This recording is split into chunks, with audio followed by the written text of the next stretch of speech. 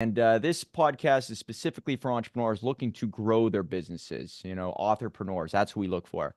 In my opinion, if you want a community to grow, you incentivize the entrepreneur.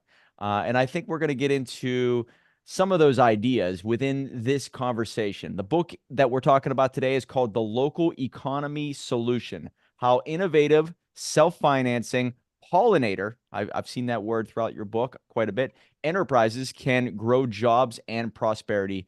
We have the author today, Michael Shuman. Thanks so much for being here, sir. Great to be with you. Well, let's start off with the genesis of this book. What made you want to write The Local Economy Solution? Well, I have been writing about the virtues of local economies, small businesses, entrepreneurship, as you're interested in, Oh, yeah. for 25 years. And one of the things that I really had noticed is that when many of the groups that I speak with are very excited about local economies, their first impulse is, oh, let's have a buy local program.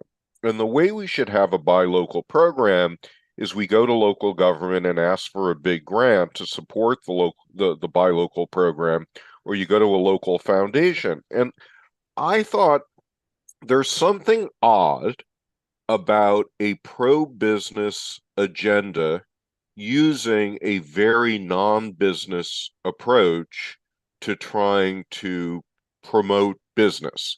And it just struck me that businesses should be as entrepreneurial and business support programs should be as entrepreneurial as possible. So what I do in the book is I identify about 3 dozen models of businesses that are doing the work of economic development and doing it not in a way that costs local government any money, but actually these businesses make money promoting economic development. And that idea stands in radical contrast to what 98% of what most economic development authorities do in the United States, which is waste billions of dollars of taxpayer money on the Yes. attraction of retention of non-local business. Ooh. Yeah, I think that's your chapter one. The attract and retain system, right? That needs to be fixed. And so I think what you are referencing is that many businesses, if they're going to succeed, they should actually start in a way where they're self-sufficient, right? They don't require an outside source to fund them, or potentially they become zombie-like companies where they're always looking external for lifelines. And so you're saying that if you just encourage entrepreneurship and build it the right way from the very beginning locally, then you don't need to have all these subsidized companies that actually hurt the economy, potentially raising taxes and whatnot. So it's kind of counterintuitive. Is that right?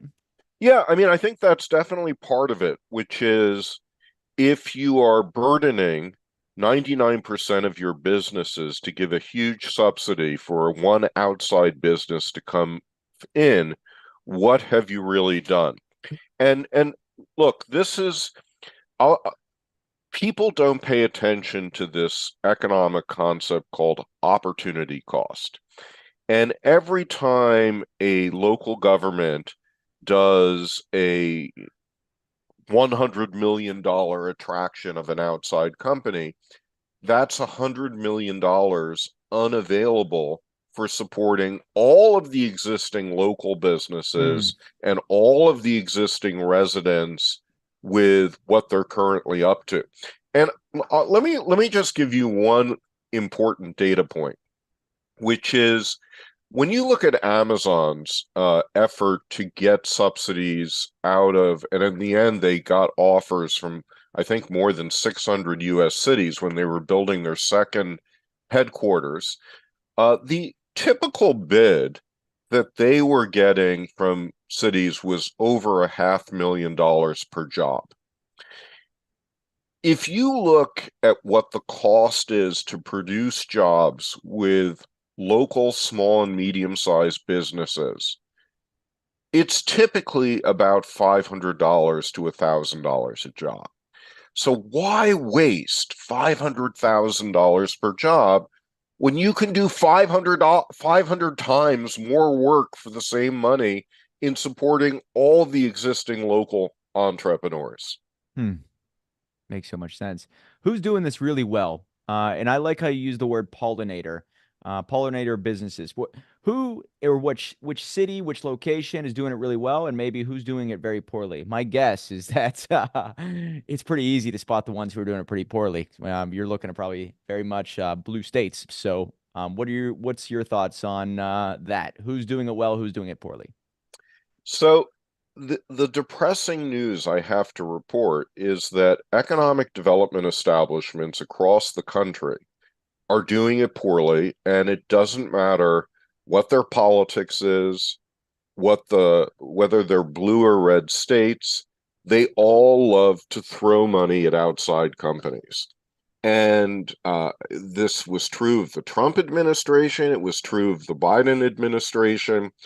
And it is shocking how impervious this system of throwing money at the wrong things is to common sense and any kind of political scrutiny. Um, but the reason is that at the end of the day, uh, this has nothing to do with economics. It has everything to do with politics. Mm. And whether you're a conservative or a progressive politician, if you can get a headline that says you brought 1,000 jobs with this one big attraction, Yes. that's going to help you in your reelection.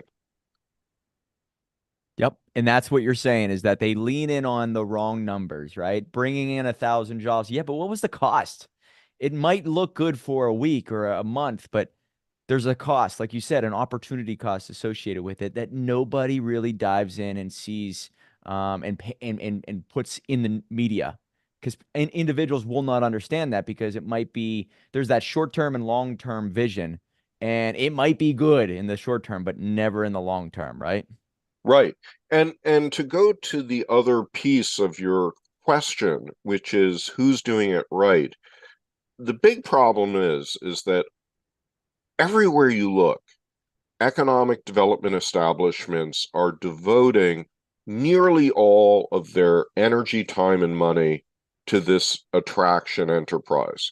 So, what they're not doing with attraction is where economic development gets interesting. And you can look around the country at, say, different kinds of business incubation programs or different kinds of investment programs or different kinds of buy local programs. And yeah, I can identify some really creative programs that are doing good work, and I do some of that in the book.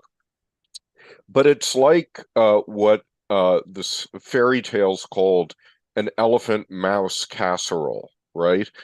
And when economic development adds one elephant of attraction and one mouse of entrepreneurship support, it still tastes an awful lot like elephant. I heard that. Yeah. Pollinator businesses. This seems like a phrase that you leaned in on, and that's part of your brand. So, where did it come? Where did you come up with this? And exactly what is a pollinator business?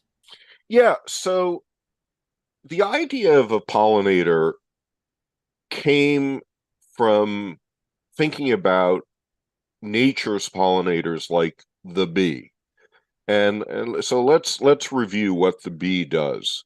The bee flies from plant to plant, moves pollens around, and in doing so creates a diversified ecosystem of plants and animals.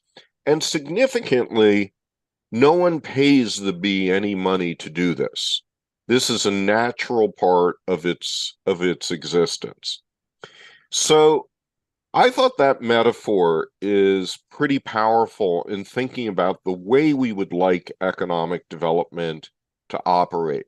Suppose economic development cost nothing. Not only didn't cost anything, but actually the principal operations of economic development made money.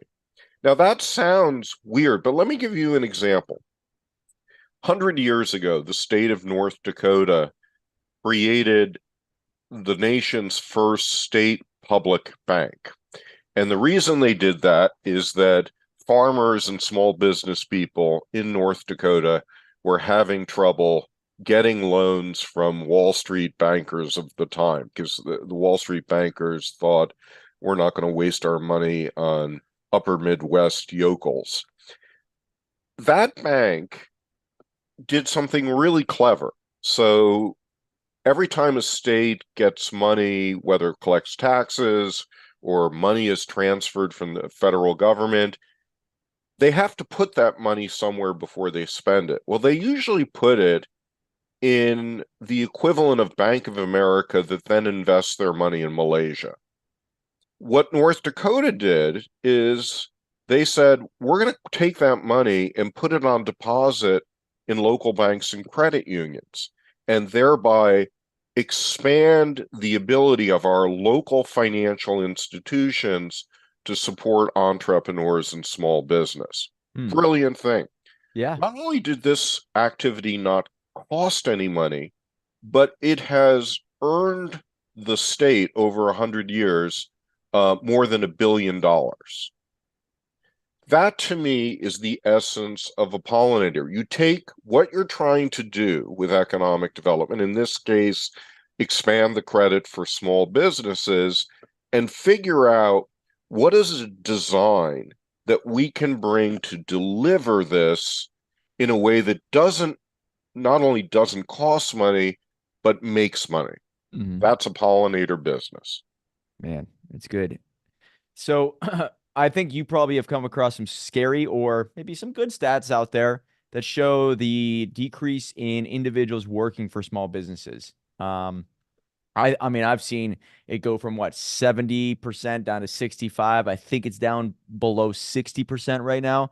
You're starting to see people go away from the small business employment to the consolidated major corporation. Like, I like how you said, get your money away from Wall Street and put it back into Main Street. And I think employment in general is going away from the small business world because of major companies kind of taken over. You have the Amazons, you have the healthcare industry, you have the finance world. All of this is really sweeping up a lot of people, and so that to me is scary because the more centralized it becomes, the more individuals rely upon five, six, seven different companies. You can even look at maybe some of the hedge funds like BlackRock owning a majority of the S&P. I think it's 80%. They own the majority of 80% of the S&P 500.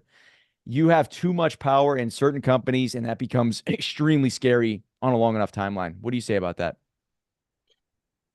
I say a couple of things. So, first of all, I think the worry is real. And I teach, when I'm not writing books, I teach business at Bard College, has a green MBA program.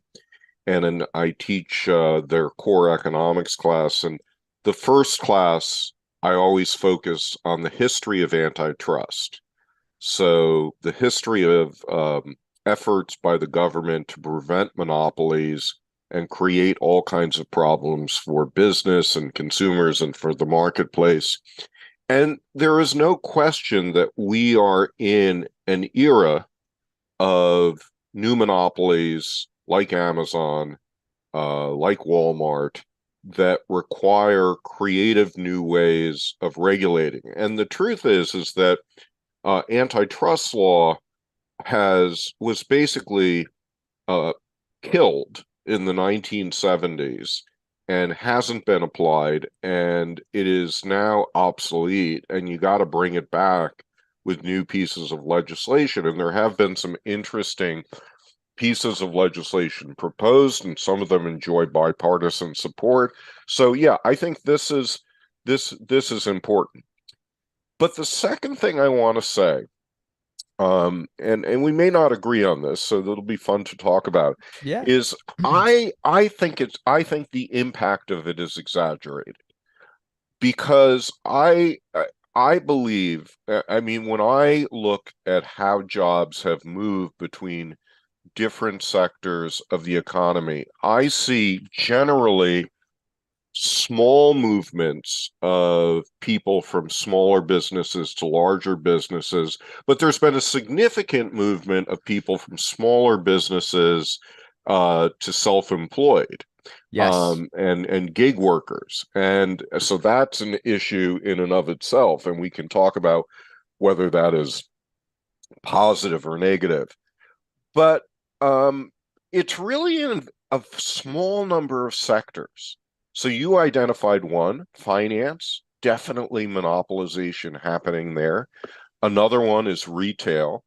And when people think about monopolization, they think about big brands like Walmart or other box stores or Amazon, which is mostly about retail. But what people forget is that retail is about 7% of our economy. We are largely a service economy. Mm-hmm. 70 plus percent of the money that households spend is on services, financial services, health services, professional services like lawyers and architects, personal services like childcare.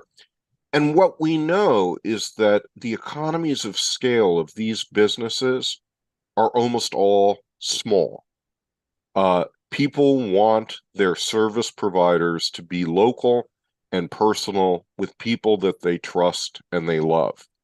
So, as we have moved more and more into a service economy, that has opened up opportunities for local entrepreneurs. And I think that the monopolization worries in most of these services. I mean, again, you can pick out some sectors like hospitals where there are particular concerns, but generally speaking, I think these areas are pretty competitive. Hmm. Now, the gig economy, you bring that up. That's something I want to get into because you're right. I look at that as a great thing. I think numbers are there's a lot of polls that are being done, and they're saying that people will have to get two jobs. Two jobs, I think, is W-2 whenever it comes to how they keep track of those stats. But nobody really knows what's going on whenever it comes to additional income, which is 1099 income. So I think more and more people are picking up side jobs, if you will, but they're becoming a little bit more entrepreneurial in the process, whether it's through Fiverr or whether it's through the Ubers of the world or Uber Eats. And I think that this is a good thing. I think that the more individuals buy into the world of entrepreneurship, the more their mind opens up and therefore they can start creating multiple revenue streams. I think that's the byproduct of it. Do you look at it as a good thing? Yeah, I do too. I totally agree with you. But here is the danger and the opportunity. So the danger is, and let's use your Uber example. If we have hundreds of thousands of people who become drivers for Uber, it's an income supplement, but they have no ownership of what they're doing. And ownership really matters. And you can see, around the world that there are alternatives to Uber that are owned by the drivers, or where the drivers have some kind of stake in it. And I think that's going to be the next challenge for the gig economy is that whatever you do, whether you're a writer or a driver or a childcare person, the network that you're part of, you need to be a partial owner of. Mm-hmm. And the difficulty, of course, is that venture capital is pouring all of their money into the Ubers and privately held entities. So we need to fix the finance system so that more capital becomes available for the gig people who want to transform the way that they do their gig work. So more equity is what you're saying. Somehow Yes. there's equity attached. Yep. Oh, wow. Okay. So I come from the school of thought that what you said is spot on. Service. We are service-based world, service-based economy. And so if I offer a service and I make my money from this earned income, I take my money and I invest it in things that I have equity in. So therefore, I am now tied, whether it's through cash flow or through some type of buyout or whenever you go to sell a piece of property. So I think you earn your money actively, but then you have your money work for you passively. And so I think maybe this all goes back to the education system where the more that the people become more entrepreneurial and then become more friendly to gigs, maybe it's about they have this self-development journey to understand how money works, and therefore they become more financially literate. I don't know if that's going to be the case for everyone, but I could see that's the natural progression. I hope that's the natural progression. I think it could be the natural progression. And for that to happen, we need to do a lot of education with people about how they invest their money. And so I have done a more recent book since Local Economy Solution called Put Your Money Where Your Life Is. Oh, I like the title. I didn't even see that And one on the list. it's all about local investment. And so let me give you, my version of what you just laid out. So my wife and I, because we're each self-employed now, we created what are called solo 401ks, where we basically run our own pension fund. So this is tax-deferred money. And one of the unique things about a solo 401k is that you're allowed to take loans out for anything. So I live in the California desert, and we took out a loan 2 years ago to put solar on our roof. We were paying $700 per month to California Edison, Southern California Edison, and now we pay $700 per month back to our solo 401k, and in a couple of years we will have become completely independent of the grid and just be making money, right?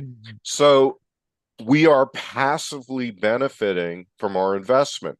But note, I did not invest in a company in Vietnam, right? I invested not only in my own community, I invested in myself. And there are ways of investing in yourself and in your community that have extraordinary high returns. And that's what I would encourage your listeners to look at Ooh, in as they think about their passive investments. man, please outline a few other examples because that is beautiful. I'm with you on that. That's true freedom.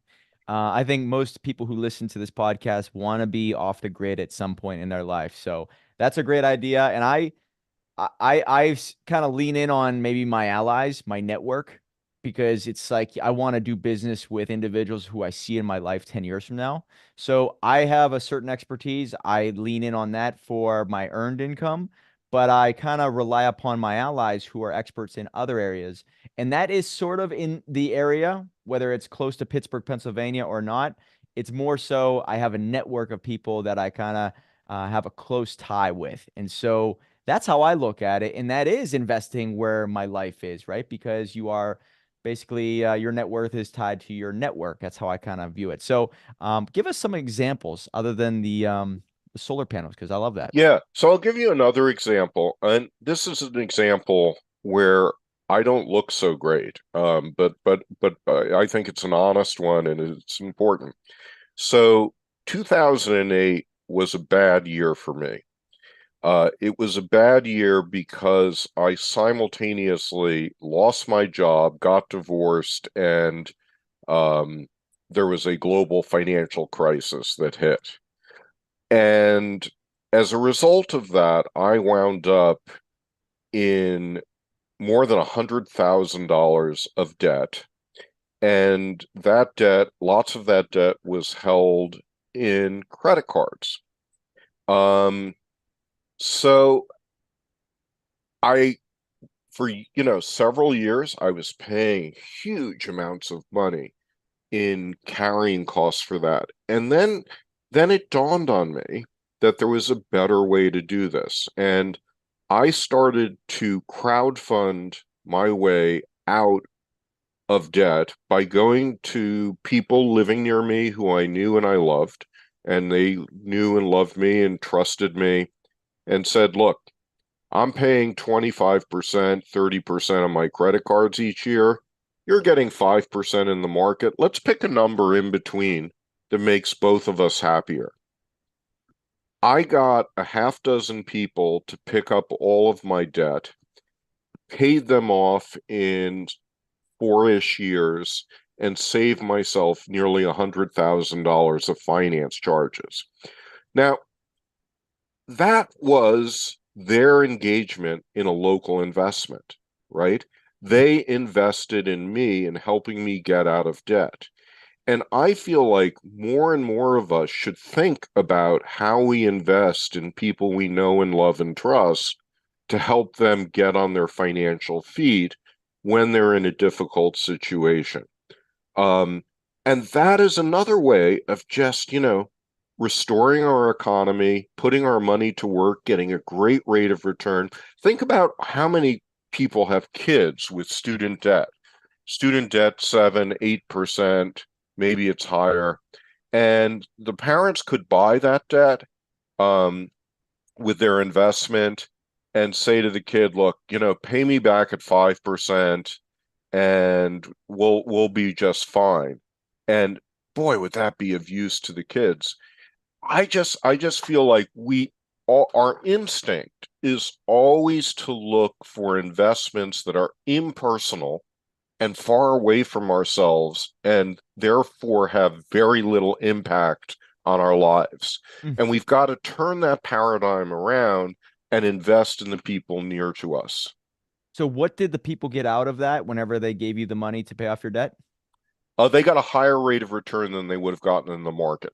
Right. So you win, they win, and the people who do not care about you, which was the bank or the banks, they did not benefit. Oh, is that well, they won because they got their debts paid off, but still, holy shit, that's an unbelievable idea. And so it's not as complicated as you think. It's almost like individuals have this automatic response after going through school that the only way to get rich is to go to school, take on a serious amount of debt, take a job, and then take that money and then potentially invest it in the stock market, which is absolute ludicrous to me.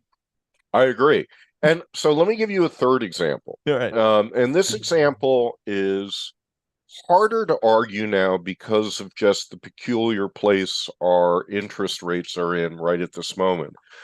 But in almost all scenarios, if you're going to stay in a place for more than a couple of years, if you know you're a long-term resident of a place, it makes sense for you to be an owner rather than a renter. Um, and the reasons for it are really twofold. One is you get this enormous benefit of the mortgage interest deduction, which you wouldn't get in your 401k.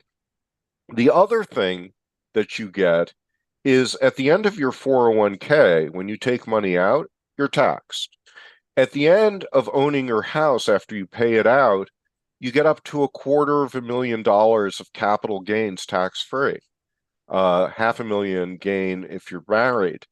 So, I mean, just those two differences makes the investment in your own house. And if you've got all the house you want and you paid off your mortgage, get another house. Get a bigger house.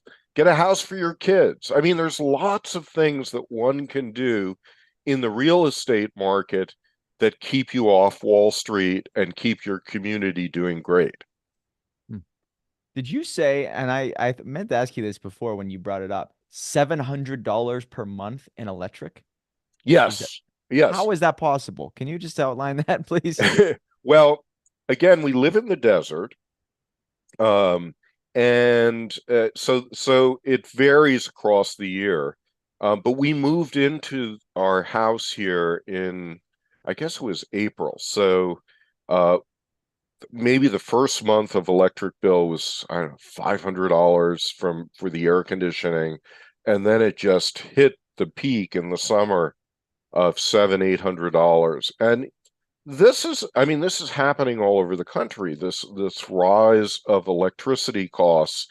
And unfortunately, states like California, which used to be very generous with taxes and rebates and so forth, have made it more difficult for people like us to completely solarize. But the economics still work out. And if you self-finance it with your own um, pension savings, it's a home run. Hmm. Man, I'm in Pittsburgh, Pennsylvania. I pay $700 a year, right? So it's just shocking to hear it's that much per month. But I look at entrepreneurship as a personal development journey disguised as a business journey. And so the more I focus on myself, it's and realize like, wow, if I could just fix my weaknesses and become more articulate and have a little bit more courage and maybe take bigger risks and handle stress a little bit better, it seems like my bank account adjusts accordingly and it goes up alongside it. So have you realized the same thing that the moment you started to focus on making you a better person, you were able to attract funds from people? Individuals believed in you more. And if there's any advice that you can give to anybody listening on how to do that, that'd be awesome. Well, let me go back to a moment. I went to law school, so that's part of my pedigree that's sort of buried right now because I went to law school and then ultimately didn't pursue law, except in small doses. And there was a moment in law school when I realized um, if I spent 10 minutes working in a law firm with given the kind of stuff they were working on, which was big fish versus big fish, I would feel so terrible about what I was doing in my life. And I came to the conclusion that if I just sold hot dogs outside of the law firm, one of these law firms, and made enough money to survive and spent the rest of my time doing what I loved for free, my life would be so much better. Once I had that realization, it opened up all kinds of possibilities. And you're right. I had a sense of confidence that I could raise money for the things that I wanted to do, and so I started a nonprofit, and for another 20 years, I don't know, raised tens of millions of dollars for preposterous causes.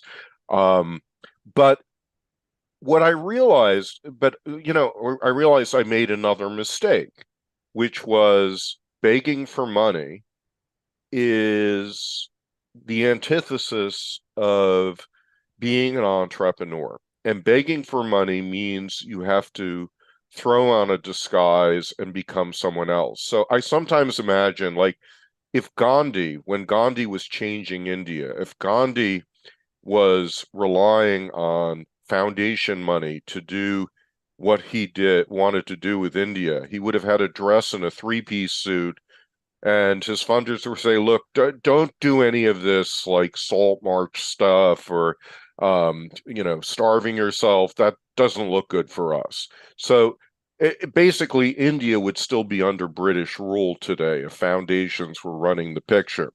And so if you want to be independent and you want to do creative and radical stuff, being your own person with your own business is the essential core to that. And that's why I don't teach fundraising today. I teach people how to do business. Oh, so good. And you're in California, so you might not agree with where I stand on Trump, but Trump is what you just said. He's an entrepreneur at heart. And you know what's funny is now, I mean, I've watched pretty much, most of his speeches. I never hear him talk about donate or support the campaign or anything. He is offering things to make money, right? Whether it's shoes or NFTs or whatever he puts together, but they're money makers. And so it's almost like he never let that go and he becomes an entrepreneur wherever he goes. And that money that is raised goes towards the campaign or wherever he puts it to hopefully, get his message out there.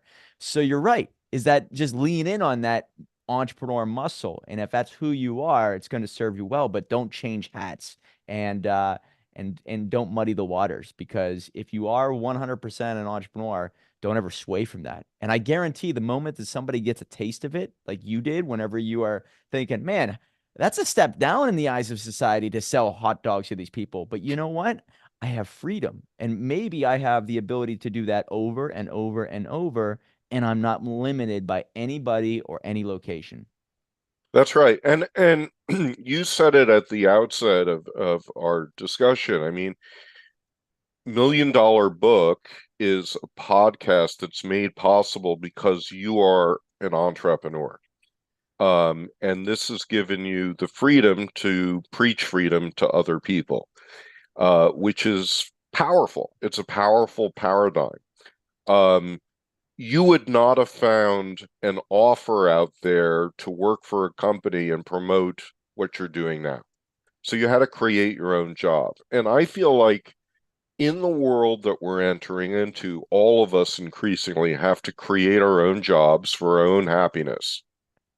Yes, that is, I swear to God, I'm with you on that 100%. So I don't know if there's any coming back from it.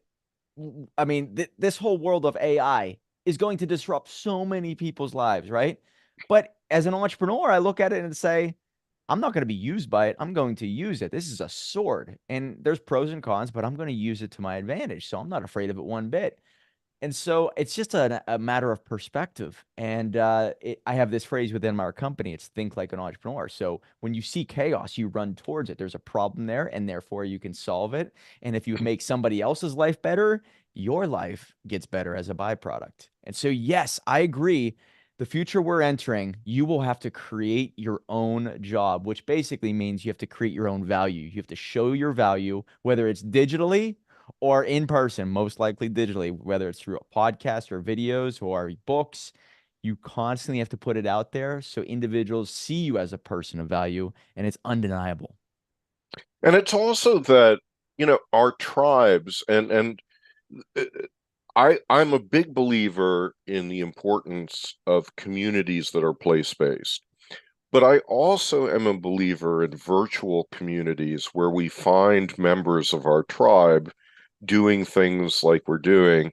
So I have a global network of people I know who are interested in local investment and building up community economies, and I learn so much from them every day. And but the internet makes this possible. I mean, you're a young man.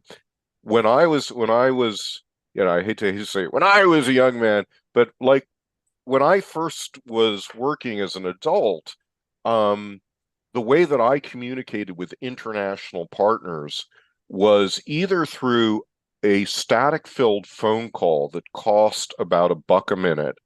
Um, and that was real money in those days. And or it was a fax machine. Um, but this idea of that you could virtually have a Zoom conversation with people was so far beyond our imagination. And now that we can do this, you know, it invites us to find our communities internationally and build businesses around them. Exactly. Yeah. I mean, 2020 gave people this ability to maybe learn technology faster, right? Zoom was an absolute blessing, especially for our company. Skype entered our world right around 2016, and it was very glitchy, a lot of problems. But because of a need for people to work from home, individuals adopted this, and now it's become part of our daily life. Like I was even doing Zoom dates a couple years ago, going on Zoom dates. Think about that. Never was possible 10, 15, 20 years ago. So yeah, it's a Wow. great time to be alive. Outside of your own books, is there one that you recommend our listeners or viewers to check out? Because I always bring up Yes. Rich Dad Poor Dad as a defining moment in my life. Is there one that has done that for you? So, there's lots of books that I have my students read in my courses, but here's the one that I love. So, Homecomings by Rana Forahar Never came heard of out it. last year. Subtitle is The Path to Prosperity in a Post-Global World. And Rana Forahar is a correspondent with the Financial Times. And what she does in the book is she just charts what's happened with the wild pursuit of globalization worldwide and how it's not working. And without ever knowing anything about people like me who have been working on localization at the grassroots for 30 years, she says, we need a world of localization.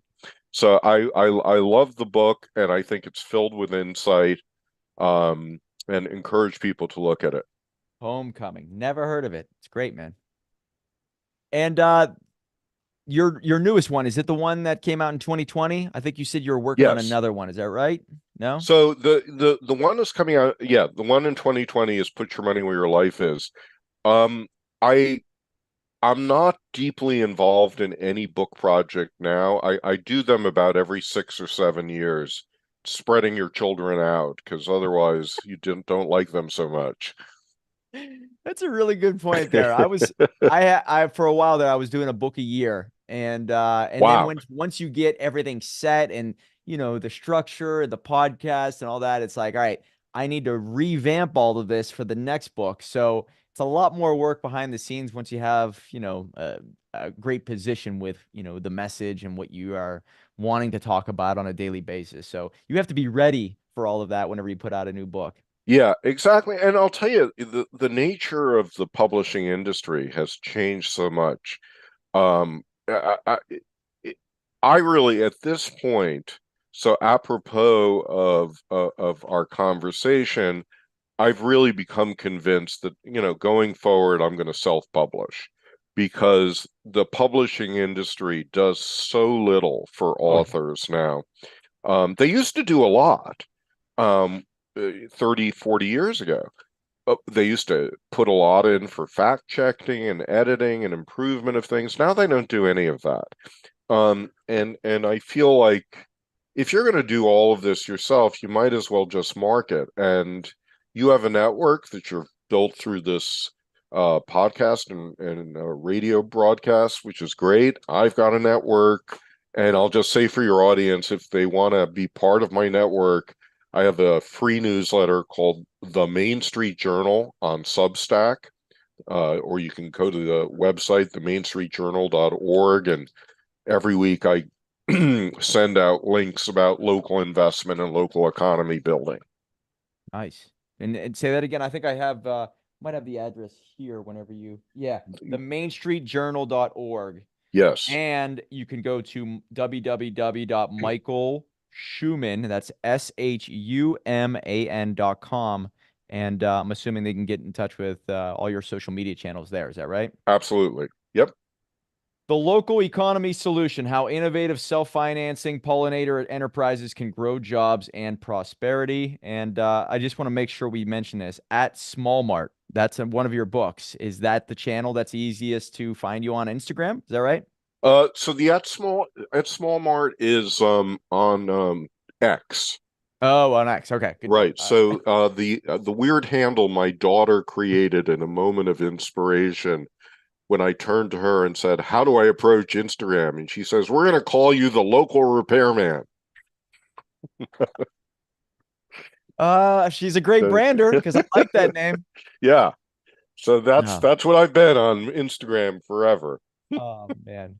Great talking with you. I swear to Yeah, God, lovely I talking knew to you. we were gonna be on the same page with many things. So yeah, come back whenever you have that other book that's gonna come out, whether it's 2, 3 years from now, or next year, whenever. Make sure you Wonderful. hit us up. Wonderful. Happy to chat with you and good luck with your work. Yeah, man. And good luck with the solar panels. I agree. Put your money where your life is. God, I love that phrase. I'll be saying that over and over. I know it. So, Michael Schuman, thank you so much. And remember, guys, $1 million book will lead to $1 million